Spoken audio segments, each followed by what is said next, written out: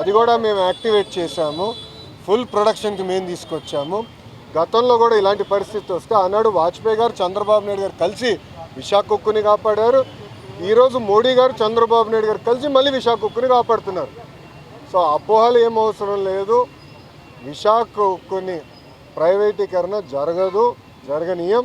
కానీ విశాఖ ఉక్కు ప్రాఫిట్లో నడవాలని మేము అందరం కోరుకుంటున్నాం. ఎందుకంటే పదే పదే బెయిలౌట్లు ఇస్తాం కరెక్ట్ కాదు. ప్రాఫిట్లో నడవాలి, దానికి అందరూ సహకరించాలి. విశాఖ ఉక్కుకి సంబంధించిన భూమి 1 ఎకరం కాదు కదా, 1 గజం ఏ ఒరిజినల్ ఇంటెన్షన్కి ఇచ్చారో దానికే వాడతాం తప్ప వేరే దానికి డైవర్ట్ చేయాలన్న ఆలోచన ఎన్డీఏ ప్రభుత్వానికి లేదు. సిపిఎం సోదరులకి స్క్రిప్ట్ ఎక్కడి నుంచి వచ్చిందో వాళ్ళే దానికి సమాధానం చెప్తే బాగుంటుంది.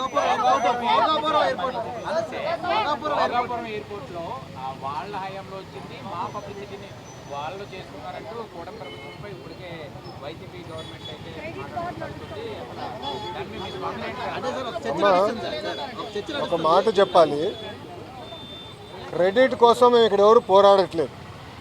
పని చేసేదానికి ప్రజలకి పెద్ద ఎత్తున ఉద్యోగాలు ఉపాధి కల్పించడానికి మేము అహర్నిశలు కష్టపడుతున్నాము. దయచేసి అది గుర్తుపెట్టుకోండి. ఇదే జగన్మోహన్ రెడ్డి గారు ఆనాడు ఏం చెప్పారు, ఎర్ర బస్సు రాని ఊరికి ఎయిర్పోర్ట్ అవసరమా అని చెప్పారా లేదా? వీడియో మీరు చూసారా లేదా? మళ్ళీ ఇప్పుడు ఆయన వచ్చి ఎన్ని మాటలు మాడితే ఎంతో న్యాయం. నంబర్ 1. నంబర్ 2, ఆనాడు జిఎంఆర్కి సుమారుగా 2600 ఎకరాలు కూటమి ప్రభుత్వం అందజేసింది. నన్ను అడిగితే అది ఇంకా తక్కువ.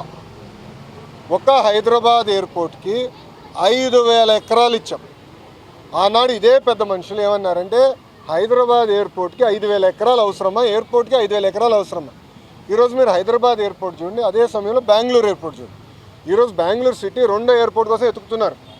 కానీ అదే హైదరాబాద్ రాబోయే 100 సంవత్సరాలు కూడా కావాల్సిన డెవలప్మెంట్కి భూమి రెడీగా ఉంది. ఇదే టెర్మినల్ ఇంకొక మిర్రర్ కాపీ అటు పక్కన చేయొచ్చు. సో అలా ముందు చూపుతో ఒక విజన్తో చంద్రబాబు నాయుడు గారు అనౌన్స్ చేశారు. జగన్మోహన్ రెడ్డి గారు అధికారంలోకి వచ్చిన తర్వాత జిఎంఆర్కి ఇచ్చిన భూమి కూడా వెనక్కి తీసుకున్నాడు. సుమారుగా 600 ఎకరాలు వెనక్కి తీసుకున్నారు. కూటమి ప్రభుత్వం తిరిగి వచ్చిన తర్వాత ఆ భూమి మళ్ళీ జిఎంఆర్కి తిరిగి ఇచ్చారు. ఎందుకు ఇచ్చారు మనం చెప్పాలి. కేవలం ఒక ఎయిర్పోర్ట్లో ఫ్లైట్లు ల్యాండ్ అవుతాము, ప్యాసింజర్స్ దిగుతాం, ప్యాసింజర్స్ ఎక్కి వెళ్ళిపోతాం కాదు. లార్జర్ ఎకో సిస్టమ్ అనేది చాలా అవసరం. లార్జర్ ఎకో సిస్టమ్ అంటే MRO engine maintenance, under body maintenance, paint shop, ఇవన్నీ ఎకో సిస్టమ్ ఏర్పాటు చేస్తేనే పెద్ద ఎత్తున మన పిల్లలకి ఉద్యోగాలు ఉపాధి కల్పించగలుగుతాం. ఆ లక్ష్యంతో ఆ భూమి కూడా తిరిగి వాళ్ళకి ఇచ్చి ఎంఆర్ఓ ఏర్పాటు చేస్తున్నాం. మొన్న నేను వచ్చాను, అశోక్ గజపతి రాజు గారి దయ వల్ల మానసాస్తో జిఎంఆర్ ఒప్పందం చేసి ఒక వరల్డ్ క్లాస్ ఏవియేషన్ యూనివర్సిటీ కూడా కడుతున్నాం. సో ఒక ఎకో సిస్టమ్ మొత్తం ఏర్పాటు చేస్తున్నాం. భయా క్రెడిట్ కావాలంటే వాళ్ళు తీసుకోమనండి, ఆర్ నో ఇష్యూ.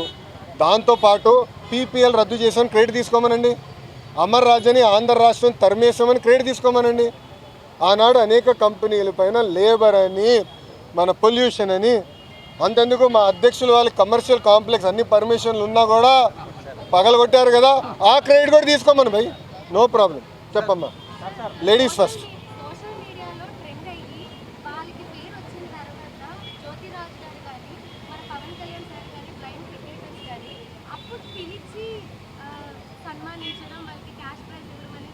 అవునమ్మా, అమ్మా అగ్రీ అమ్మా. ఇప్పుడు ఏంటంటే స్పోర్టింగ్ ఎకో సిస్టమ్ మొత్తం మనం క్రియేట్ చేయాల్సిన అవసరం ఉంది. అందుకే మీరు చూస్తే నేను ఇండియన్ ఉమెన్ క్రికెట్ టీంని మీరందరూ గుర్తించిన ముందర నేను కలిసేవాళ్ళు. అప్పుడు మితాలి గారిని కలిసాం. మితాలి గారిని ఏకంగా ఒక అడ్వైజర్గా ఆంధ్ర క్రికెట్ అసోసియేషన్ అడ్వైజర్గా నియమించాం.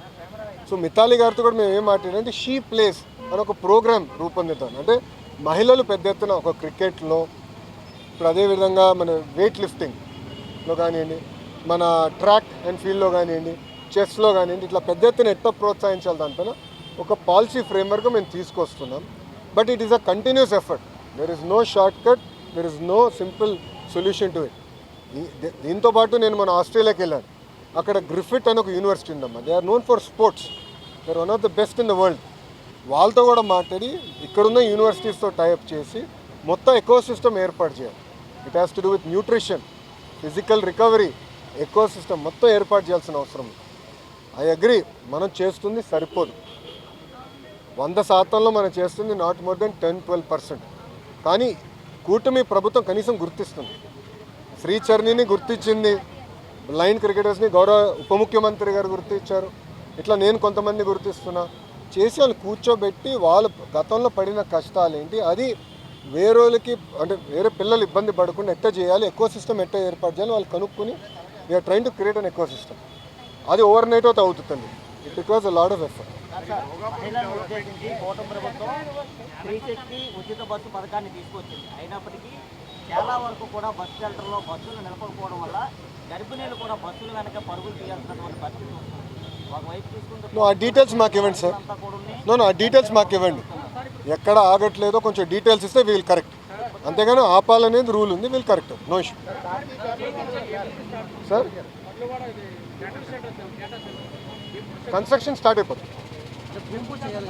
అవసరం మళ్ళీ మంచి రోజుల కోసం ఆగాలి కదా, వర్క్ స్టార్ట్ చేయాలి. మళ్ళీ ఫిబ్రవరి వరకు మంచి రోజులు కన్స్ట్రక్షన్ జరుగుతుంది స్టార్ట్. No issue. ఒక్క నిమిషం సార్, 1 సెకండ్. ఏం సార్, ఈ 1-2 monthsలో వర్క్ స్టార్ట్ అవుతుంది సార్. డేటా సెంటర్కి వీళ్ళు స్టార్ట్ అవుతుంది సార్. ఏం సార్